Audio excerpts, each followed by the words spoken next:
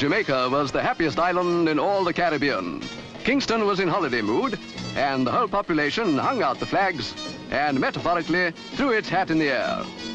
They rejoiced, not that they were parting from Britain, they are firm adherents of the Crown, but because Jamaica stood on the threshold of independence. And then it rained. A tropical downpour, as inappropriate as our own deluge on bank holiday. But nature relented, and as though to bid welcome, out came the sun as the airliner touched down at Palisadoes Airport, bringing to represent the Queen, Princess Margaret. Independence was to have a royal greeting. There to welcome the Princess and her husband was the Governor, Sir Kenneth Blackburn, and the veteran Prime Minister, Sir Alexander Bustamante.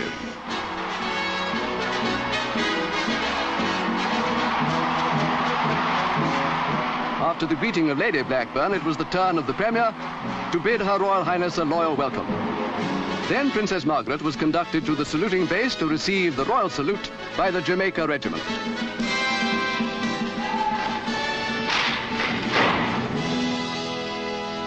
The 12-mile drive from the airport and through Kingston gave thousands the opportunity they had long awaited to express their own greeting in unmistakable manner.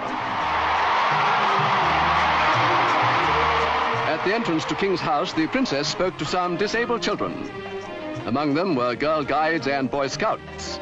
They are crippled, but they were not forgotten.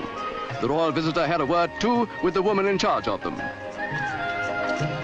Next day, Her Royal Highness opened the great National Stadium, which nobly expresses the pride and hope of the new nation. Sir Alexander Bustamante received the Princess and Lord Snowdon and conducted them to the royal box. This was the place where, at midnight on the following day, the flag of independent Jamaica would be raised.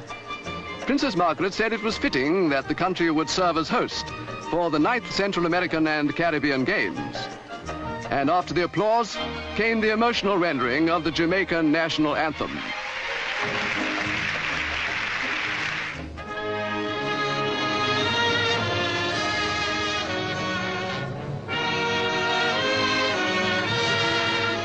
The stage was now taken by the young people. Jamaica's youth organizations had heard the Princess say that the country's future rested with their generation. They made it look as if that future would be in good hands.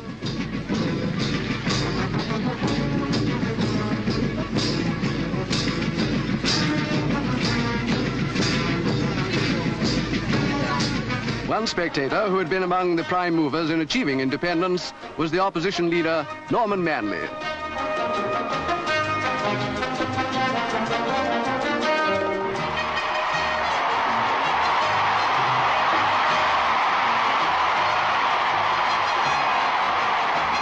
Two minutes to midnight, Sunday, August the 5th, the birth of Jamaican independence.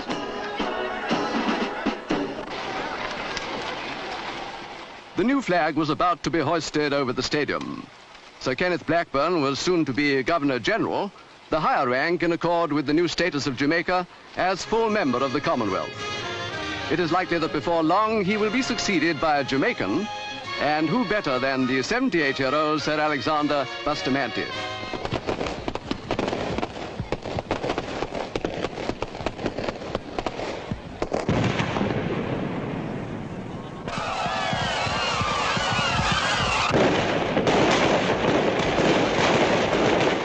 It was another historic day for the emergent nation that saw the state opening of Parliament.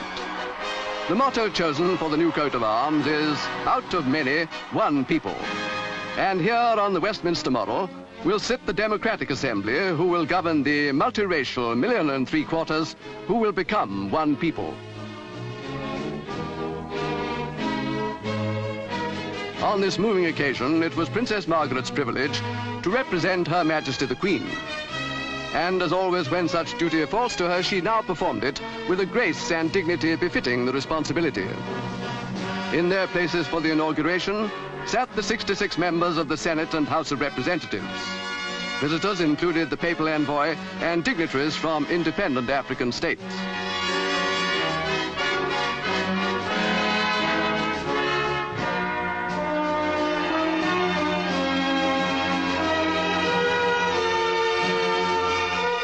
fell to the Prime Minister to receive from the Queen's representative the constitutional instruments of Jamaican independence and to convey to the Princess the speech from the throne, in which the Queen congratulated all who had guided Jamaica to her new status and expressed hope in the nation's future progress and prosperity.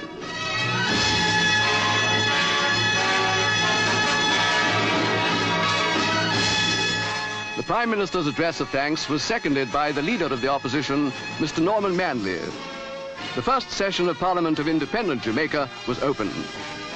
It followed the pattern of Westminster, the mother of parliaments, from which democracy has spread and flowered in so many lands. 300 years of British government had come to an end, and peacefully, one more nation had been helped to achieve its yearning for self-government. All wish well to the happy people of independent Jamaica.